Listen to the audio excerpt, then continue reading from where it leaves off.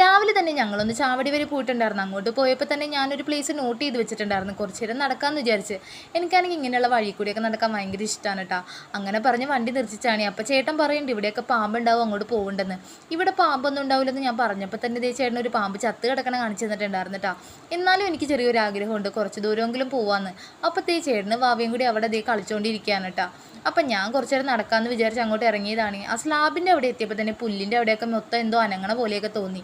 അപ്പോൾ ചേട്ടൻ പാമ്പുണ്ടെന്ന് പറഞ്ഞുകൊണ്ട് എനിക്ക് കുറച്ച് പേടിയുള്ളതുകൊണ്ട് ഞാൻ തിരിച്ച് നടന്നിട്ടുണ്ടായിരുന്നു. അപ്പോൾ ദേ അത്യാവശ്യം നല്ലപോലെ മഴക്കാരുണ്ടായിരുന്നു കേട്ടോ. ചേട്ടൻ പറഞ്ഞു വേഗം പോയില്ലെങ്കിൽ നനഞ്ഞു പോകുന്നു. പക്ഷേ നനഞ്ഞ് കുളിച്ചാണ് ഞങ്ങൾ വീട്ടിലെത്തിയിട്ടുണ്ടായിരുന്നത്. അപ്പോൾ കുട്ടും കൂട്ടുകാരും കൂടി ദേ മൊബൈലിൽ ഗെയിമൊക്കെ കളിച്ചുകൊണ്ടിരിക്കുകയായിരുന്നു. അപ്പോൾ അവൻ പറഞ്ഞ് മീനിന് ഫുഡ് ഇട്ട് കൊടുക്കാൻ പോയപ്പോൾ ദേ ബക്കറ്റ് മൊത്തം നിറഞ്ഞിരിക്കുകയാണെന്ന്. അങ്ങനെ ഞാനും അവനും കൂടി ദേ ആ ബക്കറ്റിലെ വെള്ളം കോരാൻ പോവാണ് കേട്ടോ. ഇനിയും വെള്ളം കോരിയില്ലെങ്കിൽ ഗപ്പി മൊത്തം വീടിൻ്റെ മുറ്റത്തെത്തും കേട്ടോ. അങ്ങനെ ദേ അവനെ കൊണ്ട് ഞാൻ വെള്ളം കോരിക്കാൻ പോവാണ്. അപ്പോൾ എൻ്റെ വീട്ടിലൊരു ഫിഷ് ടാങ്ക് വെറുതെ ഇരിക്കേണ്ടത്. എൻ്റെ അനിയന് മീൻ വളർത്താനൊക്കെ ഭയങ്കര ഇഷ്ടമാണ്. പക്ഷേ കുറച്ച് നാൾ കഴിയുമ്പോൾ അത് മതിയാകും. അങ്ങനെ ആ ഫിഷ് ടാങ്കൊക്കെ അവിടെ വെറുതെ ഇരിക്കേണ്ട. അപ്പോൾ പറഞ്ഞ് ഫിഷ് ടാങ്ക് വേണമെങ്കിൽ കൊണ്ടുപോയിക്കോന്ന്. പക്ഷേ എനിക്ക് മീനിനെ വളർത്തി കഴിയുമ്പോൾ അത് ക്ലീൻ ചെയ്യാനുള്ള മടി കൊണ്ടാണ് കേട്ടോ അത് എടുത്തുകൊണ്ട് വരാത്തത്. അപ്പോൾ അവൻ പറയണ്ട അമ്മയ്ക്ക് മടിയായത് കാരണമല്ലേ, അല്ലെങ്കിൽ നമുക്ക് ഈ പണിയൊന്നും വേണ്ടല്ലോ, ഫിഷ് ടാങ്കിൽ ഇട്ടാൽ പോരെ എന്നൊക്കെ അവൻ ചോദിക്കുന്നുണ്ട്. അത്യാവശ്യം നനഞ്ഞ കാരണം പിന്നെ അവൻ ദേ മഴയത്ത് കുളിച്ചുകൊണ്ടിരിക്കുകയാണ് കേട്ടോ.